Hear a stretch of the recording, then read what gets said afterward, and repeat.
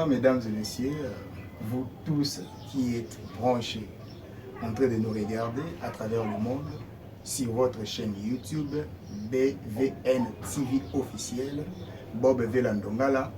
En un mot, aujourd'hui nous recevons pour vous, j'ai l'honneur de recevoir pour vous le pasteur Bob Vela Ndongala qui est responsable de l'église, l'épouse du Christ, que nous allons aujourd'hui commenter sur beaucoup de thématiques, mais la principale, nous allons parler aujourd'hui sur la grâce.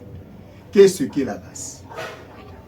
Avec l'homme de Dieu, il va décortiquer pour vous, en un mot ou en amont, tout ce qui se disent sur la grâce. Parce qu'il y a beaucoup de gens, beaucoup de personnes se confondent. Par exemple, sur la grâce. Qu'est-ce que la grâce? La grâce, c'est quoi?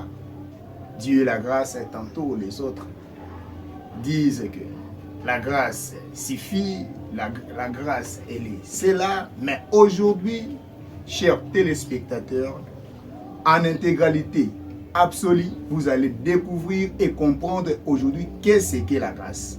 Mais ne vous appelez pas avec l'homme de Dieu, les révérends, pasteur Bob Vela Ndongala, que vous allez comprendre en réalité qu'est-ce qu'est la grâce. Mais avant de vous présenter l'invité de ce soir, permettez-moi de prendre un peu de citron. Nous allons nous retrouver après cette spot. Restez branchés.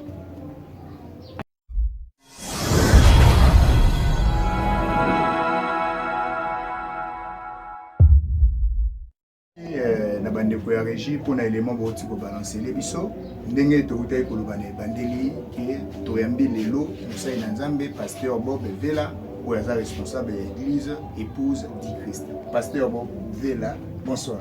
Bonsoir. De ce pays makasi pour na koyamba pour na mbala biso ni biso na biso. Impression d'abord ezali pour na émission. Na sepeli makasi et comment na bino koyamba ngai émission na Kinzonzi naza vraiment ravi et eza kitoko makasi et komonanaka na babisika boye parce que toza na dispensation moko oyo ezosenga libota na Nzambe a découvrir bamakambo ebele parce que omoni religion esungi mpenza libota na Nzambe te et religion ekotisi bahérésie ebele et na ba taya baboye eza vraiment malamu makasi pour décortiquer de la part ya Nzambe pour epesa pe découverte na bandeko mosusu et ndenge makomi na Nzambe eza koyebisaka biso ke esengaka malamu makasi bana na Nzambe badécouvraka bisika nini po ezali mabombami et bisika nini po ezali bavérité. Merci. Je crois bien dans le pour annoncer les bandeli que les lots sur la grâce. Qu'est-ce que la grâce? Zamba zwa lokumu pour la thématique en les thématiques moko kitoko makasi et la grâce ba te belé pe baloba kala sur la grâce na pamboli Nzambe makasi ko pesa biso thématique la grâce babengi yango nanu na grec charis ou bien charis ilaxi a donné et na minoko ba français tant que tu décortiquer par rapport à la définition c'est une faveur imméritée déjà faveur moko o mutu akanité kozwa c'est ça vraiment la grâce donc tout ça comment on mona que mutu alali alamuki on dirait et bimaka lokola ezalaka ba habitude ayebi kaka ete lokola na projet moko tel na kolala pe na kolamuka mais nzoka eza na bato mosusu mpe basala projet bongo balamuka mpe te ti lobi na ntongo mais or soki toza kolala mpe toza kolamuka eza na makasi na biso te eza mpe na volonté na biso te eza mpe te mpo biso tokanaki ke tokozala te mais c'est une faveur imméritée de la part du Seigneur. Donc, voilà par rapport à la définition. Par par rapport à la définition et la grâce. Mais est-ce que ceux qui ont l'objet au taper dans la profondeur pour qu'ils doivent comprendre réellement qu'est-ce qu'est la grâce? Ah, ok. Ceux qui ekosenga biso tokota makasi dans la profondeur, nakosimba na kaka verset moko ya mukie. Oyo bato bamona ngo eza mukie, mais nzoka na kati ya verset wana ebombi bamabombami ebele. Tosimba na biso kaka verset ya Jean 3,16. Jean 3,16. Jean 3,16 kaka. Na kati ya Jean 3,16 nde okomona ke toko kundola penza makambo ebele sur la grâce. Quand na kati ya Jean 3,16 omona ke akoki komema biso mpe na ancienne alliance. Alobeli biso l'histoire à jardin. Car na Jean 3,16 akolobela biso histoire ya Apocalypse. Car na Jean 3,16 akolobela biso ba histoire ebele net on découvre vraiment que non, la grâce c'est une faveur imméritée. Est-ce que tu as Jean 3,16? Ok. Que tu peux comprendre, peut-être sunga bandeko bazota la biso que Jean 3,16 oyo batu baebi yango malamu. Oh même bandeko bazota la biso baebi yango bien. Mais qu'est-ce qu'il y a vraiment, il y a grave dans kata Jean 3,16? Tu découvrir yango lelo. Ok, merci. Merci bandeko bazala vraiment épaté. Biso no surtout ensemble to yokato ibana no Jean 3,16 wana eloba nini? Oh biso to yebi kaka toko pasteur Bob Bola ayeli biso. Ok, merci. Toko fungola Biblia na biso na Jean 3, Jean chapitre 3, verset 16. Totangi na kombo na Yesu. Bible ebisi biso boye.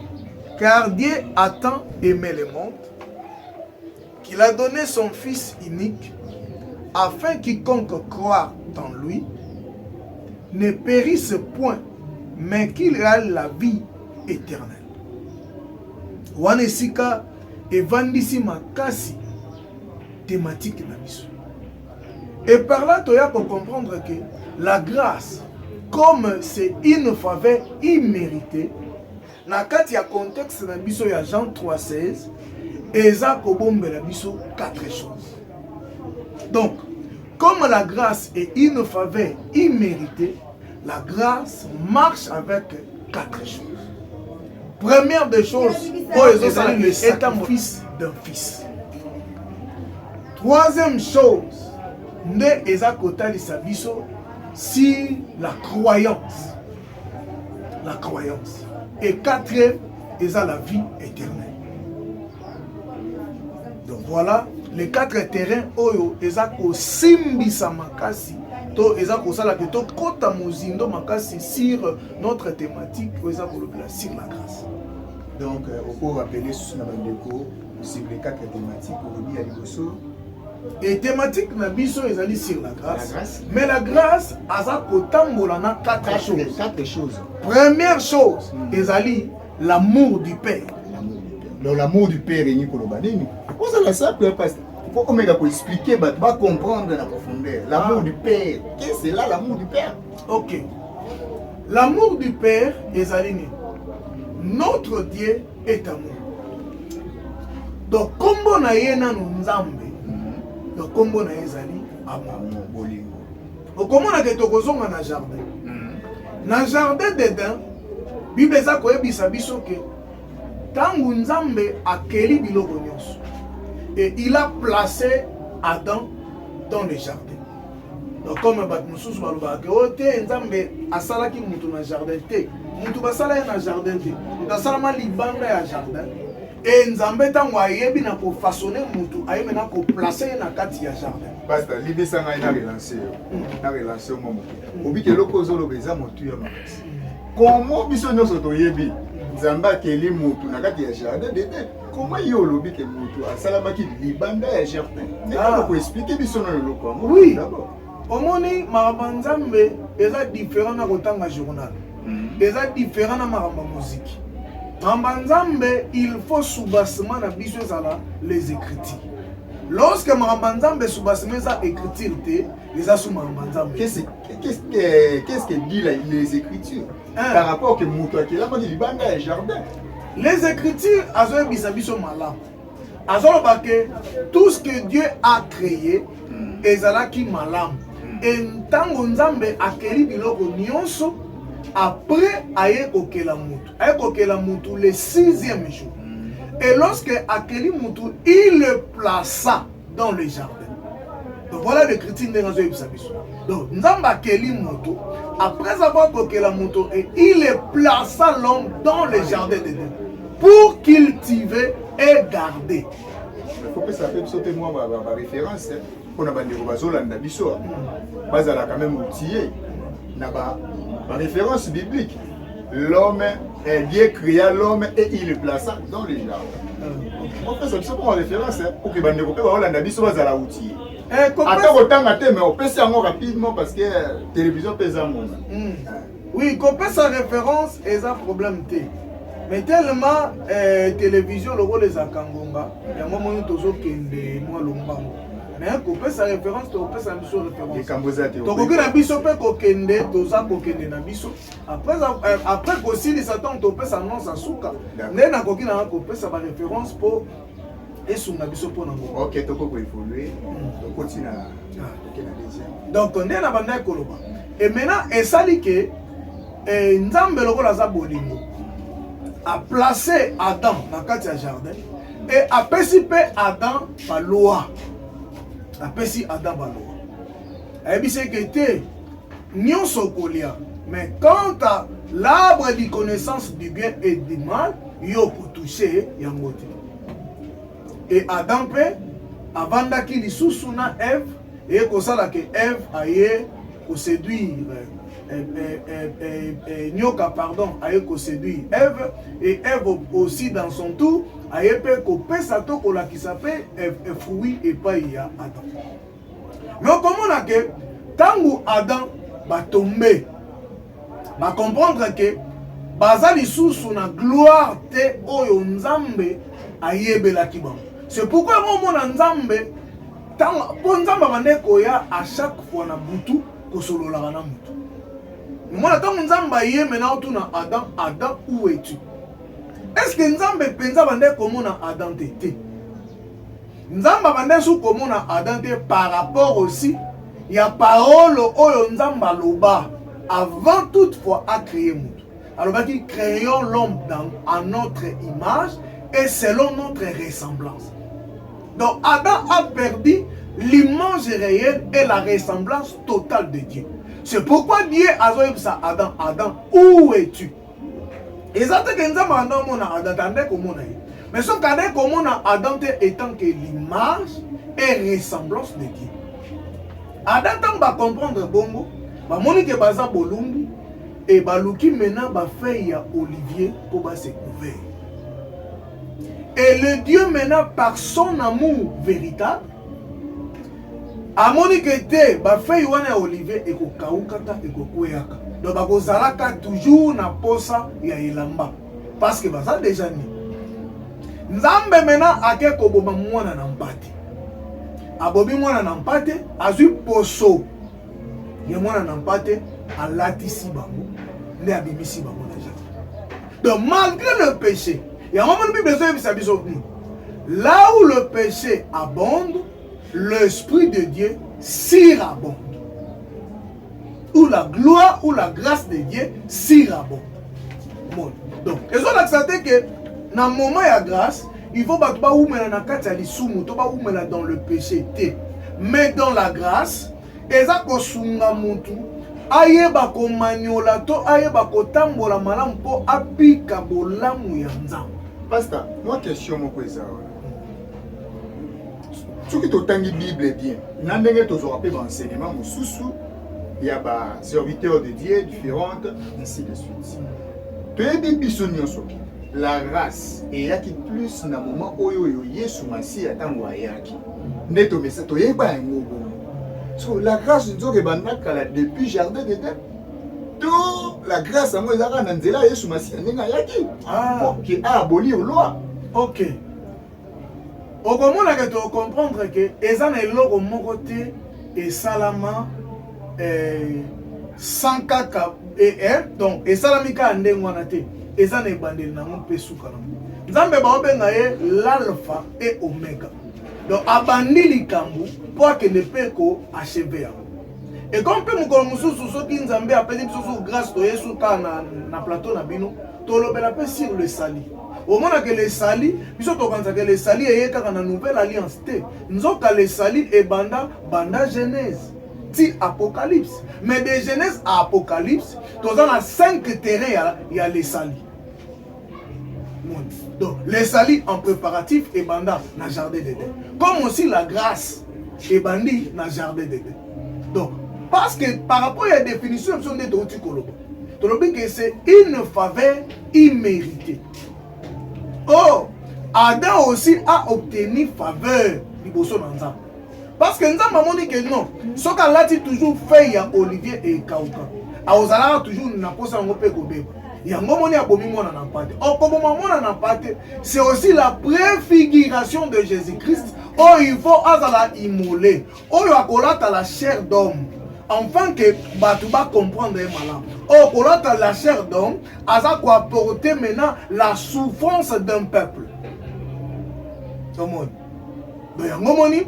Nzambe tellement Azaka logos et Rema, il a fallu à se présenter dans le temps ancien étant que logos, afin que sa révélation dans la totalité et se manifester maintenant dans la dispensation nabiso. Et au moment la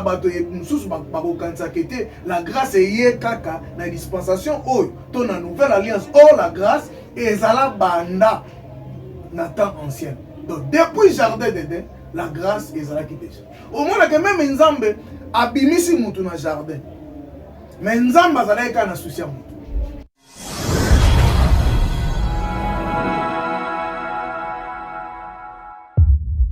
Taki koyebisa bino et tobanda koloba ke na kati ya la grâce eloko oyo ya makasi oyo tokolobela parce que zosenga penza ko expliquer bato makasi sur l'amour de Dieu. Donc notre Dieu est amour. Yango mona ke na Genèse chapitre 2 na verset nango 6 à 8 otalisa biso comment Nzambe a façonnaki mutu, a soutiraki mutu dans le poussière pour le placer dans les jardins. Denabek et mutu a salama libanda ya jardin. Pour comprendre dans le contexte autant dans Genèse chapitre 2 verset numéro 15. On a retrouvé Dieu plaça l'homme dans le jardin. Et nous avons Nzambe malgré bimisi mutu libanda ya jardin. Mais Nzambe azalaki toujours na souci ya mutu. Ya momoni étant que père o azala rempli d'amour, il a fallu maintenant il y a ko pesa kati na mutu une loi. Ya momona que même na Israël, même na Israël, bazaki na ba loi oyo babande ko tambola na. La loi est 613 lois. Ezaki ba loi cérémonielle, ba loi sacrificielle, na ba loi oyo ezali ya neti ya mokili neti politique, économique, ezaki do 3 lois. Yango bande ko sunga bana Israël batambola na. Yango bani lorsque maintenant Moïse akobimisa bana Israël na mboka Égypte, ko ramener bango na désert, tant azo komata na ngomba. Tant que maintenant, Nzambe a payé orientation. Il a englober tous les 613 lois pour abimisa 10 commandements. Donc, les 613 lois est vendu dans Katia 10 commandements. Mais maintenant, au monde, dans la nouvelle alliance, il y a aussi une loi. Mais sauf que dans la nouvelle alliance, il y a seulement une seule loi qui est l'amour de Dieu. La nouvelle alliance. Pas la grâce. Quand il y a l'amour de Dieu, nous pour trouver la grâce. Ok. Donc la grâce, c'est ça, quand il y a l'amour de Dieu. Donc la grâce, donc il y a un moment que tant que tu as la grâce, tu soutiens l'amour de Dieu par rapport au contexte il y a Jean 3,16. Donc Jean chapitre 3, verset 16. Il dit car Dieu a tant aimé le monde. Le monde là, oh Bible des Akoloba, ezali monde oyo tende tomona ke bandako bani non. Le monde là oyo Bible eza koloba c'est l'homme. Parce que mokili ekoki kozala te soki bato bazate. Oh, soto zongi peka na Genèse. Au moment que bazoloba, la terre était informe et vide. Et l'esprit de Dieu se mouvait au-dessus des eaux. Oh, maïwana wandekoloba c'est un peuple. Et l'esprit de Dieu, il faut maintenant attendre la likolo na bango. Pasteur, toke de malé. Toke de malé mais pour que tout me gagne pour faire comprendre la parole. Aujourd'hui, nous avons un makasi wana na kati wana. Autant on lobby que non, l'esprit de Dieu mouvait sur les eaux. Parce que maï te dit que moli mon nzambe eza tambola likolo ya maï, ko telengana likolo ya maï. So tout le monde a un terme moko facile. Mais comment il obi que non batunde maï wana nde ezo représenter le rôle la batu. Est-ce que on peut ko faire expliquer na ba de oiseaux na biso? Oui. Et tant toza koloba bongo na lingala manam to ba moli na nzamba banda ko tepa likolo ya maï. Voilà. Donc maïwana c'est un peuple. Comment ça? Yango moni lokolo lobi ke naza trop likolo. Yango moni nazo luka nasala makasi ya kokita. Momona ke tsoki na o sala mo effort parce que moni ba nande ko bande ko régie ba zo sapso sim ki to ko penza na mo suka ya mission. Po soki na lobi na kende susu plus loin. Voilà to simba mena apocalypse. Autant to simba apocalypse, ne to comprendre maintenant maïwana ono loba ke maïwana oyo molimo na nzambe bande ko tepa. C'est un peuple. Yango moni na boyi nanu tokende nanu to nanger nanu plus loin tokende nanu normal so esengi to nanger na biso toko nanger na biso yango na boki ka flash donc molimo na nzambe parce que l'homme a outi une éternité, l'homme a outi na kati ya pensée ya nzambe, l'homme a outi na kati esika moko bo nzambe ya bombai. Et maintenant yango moni nzambe azoloba créons l'homme à notre image et selon notre ressemblance. Donc, il parlait par rapport à la déité ou à sa déité. On a Katia Bonzambe, il y a trois choses qui se passent. Il y a le Père, le Fils et le Saint-Esprit. Donc, ça tout est, mais il se manifeste dans le lengo na misatu. Il se manifeste en tant que Père, car Dieu a tant aimé le monde. Donc, il a aimé le monde en tant que Père. Oh, en tant que Père, il faut attirer loi, il faut placer loi. Loi, il y a un kosunga batu batambola mala. Oh, le premier homme, Azalaki Adam, dans la chair, à quoi il déjà?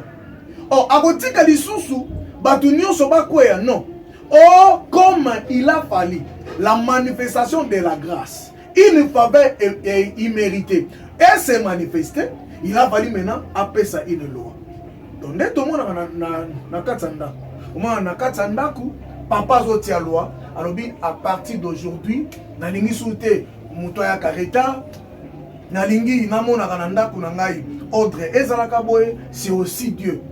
Pourquoi papa a tia loi na katsandaku? Papa tchaka loi na kati ndaku pour appeler ça une bonne manière, une bonne éducation, une bonne droiture, afin que lobby azala te ba mona ta libota na ye to bana na ye na nzela na ye ba bana opere bazo refléter image à papa na bango. Pour papa na bango azalaka boye, papa na bango bande kolinga boye, papa na bango bande kosala. Merci l'homme de Dieu. Je crois bien que c'est Peli Makasi na bande kobaza pour la biso baza édifié vraiment en tout cas ba la biso de partout parce que tout ont déjà un message bande komusu baza na poto Canada, États-Unis, Afrique du Sud, un peu partout dans le monde. En tout cas comme la biso baza vraiment branché en direct na BVN TV, la chaîne qui fait vraiment cette différence aujourd'hui na ba chaîne ya YouTube donc mon côté avec votre émission bande kobazo la na mo belé Kinzonzi. Bien que Kinzonzi na politique, mais dans la politique, nous parlons de beaucoup de choses. De retrouver Mbalelo pour Nabino, pasteur Bob Vela Ndongala, ou Azaki invité Nabiso na Mokolonelo. Donc, on est vraiment dans Souka, pasteur, Soko pose à la moine, Yasuka, bien que Yasuka te pour te rencontrer dans les sous-sons de Zambia possible. Ah, merci. Na parole, bo yebisu na kopé sanga. na pamboli nzambe oyo apesi biso journal na lelo nayebi ke lokola tolobeli plus sur le 4 terrains mais toyebaki na kosimbaka terrain moko dose ke nzambe akopermettre lisusu soki azongi te tozonga lisusu mpo toexplike deuxième troisième pe le quatrième napesi bandeko nyonso mbote na kombo na nzambe na pesi pe bino mbote parce que na sepeli pe malamu na émission na bino na pesi église mobimba épouse du Christ mbote parce que église na biso kombo nango épouse du Christ AEC en sigle ezali na ville de Kinshasa na commune ya Matete na quartier nango Kinsaku et tozali lisusu pe na ville ya Congo central donc précisément na Matadi donc épouse du Christ pe ya Matadi ezali et on a pesi bana nyonso ya épouse du Christ mbote na pesi yo pe journaliste ba merci ebele ba cameraman bandeko nyonso bazala vraiment béni na kombo na Yesu. Merci na bandeko nyonso tout bonde kolanda biso na chaîne YouTube na biso et puis partout dans le monde ni na hotel pour annoncer ni bandeli tokomi vraiment na suka ya émission na biso oyo nyonso to asepela ki na émission na biso okomela biso na ba critique na bino toza na mo besoin ba suggestion nyonso to bomona remarque nyonso to bomoni bokosela mo biso par SMS par Facebook par WhatsApp na ba numéro na biso nyonso to ko bino boza na yango na télévision isika oboza kolanda biso totombeli bino nyonso tu mbote butu malamu nzambe apambola bino na nzela ya mosei na nzambe Pastor Bob vela tokabwani awa botikala malamu mbote na mabota na bino. Merci.